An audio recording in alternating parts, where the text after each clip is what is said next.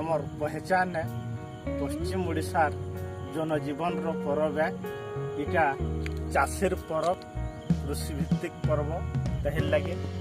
चाषी मूलिया माने सब और जिला पहला फसल नुआ धान सरिया धान के माँ इष्ट देवी न भोग लगासन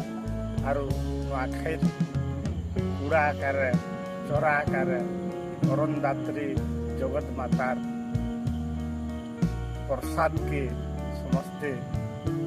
निजर जीवे चखासन नुआखाई हुए पश्चिम ओडिशार सबुठानु महान पर्व तिहार भितर सिघा सिघा तिहार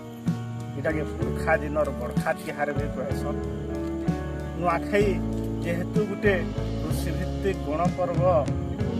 शांति और सद्भावनार पर्व भाईचारार पर्व इथिरे धनी गरीब